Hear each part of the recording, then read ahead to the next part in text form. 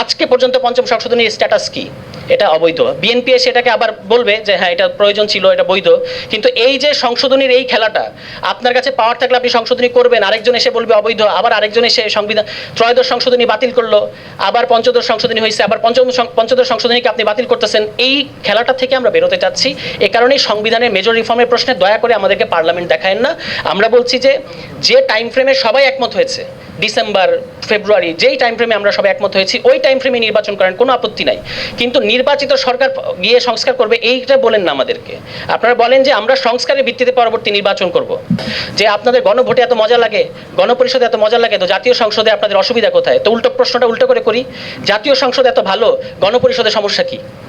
গণপরিষদ তো নির্বাচন। এবার আপনারা বলেন যে জাতীয়, এবং দেখেন কি কাণ্ডটা করেছেন ওনারা। একটা বলতেছেন যে জাতীয় নির্বাচন, আর একটা হচ্ছে গণপরিষদ নির্বাচন। আরে ভাই, গণপরিষদ নির্বাচন তো জাতীয় নির্বাচন। বাংলাদেশে 70 সালের যে নির্বাচন হয়েছে এটা কি জাতীয় নির্বাচন না? আপনার দেশে যদি এমন পরিস্থিতি আসে যখন আপনাকে সংবিধানে মেজর পরিবর্তন করতে হবে, আবার আপনাকে সরকারও পরিচালনা করতে হবে, তখন এই গণপরিষদের মতো একটা পরিস্থিতি তৈরি করতে হয়। তো গণপরিষদে আমি জিজ্ঞেস করতেছি, একটু পরে আমাদের প্রিয় মাহাদি আমিন ভাই কথা বলবেন, তো মানে জাতীয় সংসদ নির্বাচনে যদি আমাদের সমস্যা না থাকে, তাহলে গণপরিষদ নির্বাচনের সমস্যা কোথায়? যারা জাতীয় সংসদ নির্বাচনে সংখ্যাগরিষ্ঠতা পাবে তারা কেন গণপরিষদে পাবে না? একটু বুঝিয়ে বলেন, আমি তো এটা বুঝতে চাই। আর গণভোটের সমস্যা কি? আমরা প্রিসাইজলি শহীদ প্রেসিডেন্ট জিয়াউর রহমানের লাইন ফলো করছি, এটা আমাদেরকে করতে দিচ্ছেন না কেন? উনি তো গণভোট করেছেন। দ্বিতীয় সামরিক ফরমানের দ্বাদশ সংশোধনীর মধ্যে উনি বলেছেন যে নেক্সট যে ইলেকশন হবে, এই ইলেকশন হবে একই সাথে কনস্টিটিউয়েন্ট অ্যাসেম্বলি ইলেকশন এবং পার্লামেন্ট ইলেকশন। এই কথাটা উনি বলেছেন। আজকে আমরা বললে আমাদেরকে শুনতে হয় যে এটা আপনারা কোথায় পাইছেন? এটা আমরা শহীদ প্রেসিডেন্ট জিয়াউর রহমানের কাছ থেকে পেয়েছি, এটা আমরা বিএনপির ইতিহাস থেকে পেয়েছি। দুর্ভাগ্যজনক ব্যাপার হচ্ছে আজকে বিএনপির ওই ইতিহাসটা মানতে চাচ্ছে না বা স্বীকার করতে চাচ্ছে না।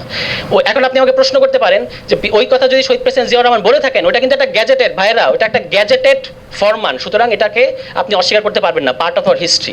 প্রশ্ন হচ্ছে উনি পরে করলেন না কেন? করলেন না আমার ধারণা কোনো মাথা মোটার উকিল এসে ওনাকে বুদ্ধি দিয়েছেন যে আপনাকে এটা করতে হবে কেন, আপনি পার্লামেন্টে জিতবেন, জেতার পরে পঞ্চম সংশোধনী করবেন, তাহলেই তো কাজ হয়ে যাচ্ছে।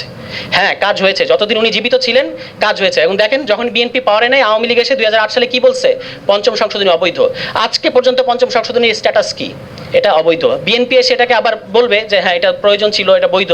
কিন্তু এই যে সংশোধনীর এই খেলাটা, আপনার কাছে পাওয়ার থাকলে আপনি সংশোধনী করবেন, আরেকজন এসে বলবে অবৈধ, আবার আরেকজন এসে সংবিধান ত্রয়োদশ সংশোধনী বাতিল করলো, আবার পঞ্চদশ সংশোধনী হয়েছে, আবার পঞ্চদশ সংশোধনীকে আপনি বাতিল করতেছেন। এই খেলাটা থেকে আমরা বেরোতে চাচ্ছি।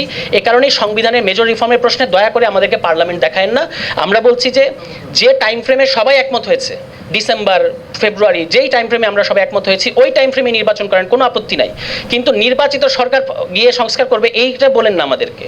আপনারা বলেন যে আমরা সংস্কারের ভিত্তিতে পরবর্তী নির্বাচন করব, এবং লিগ্যাল ফ্রেম অর্ডার আছে, অধ্যাদেশ করা যাবে, প্রেসিডেন্ট। আচ্ছা, আমি আরেকটা প্রশ্ন করে শেষ করি, সেটা হচ্ছে এই যে আমাদেরকে অ্যানার্কির ভয় দেখান, যে অ্যানার্কি হয়ে যাবে, মহাভারত অশুদ্ধ হয়ে যাবে। 1971 সালের 16 ডিসেম্বর যখন দেশ স্বাধীন হয়েছে, 17 ডিসেম্বর থেকে 1972 সালে 15 ডিসেম্বর পর্যন্ত বাংলাদেশ কোন সংবিধান দ্বারা চলেছে? আপনার তো সংবিধান এসেছে 1972 সালের 16 ডিসেম্বর।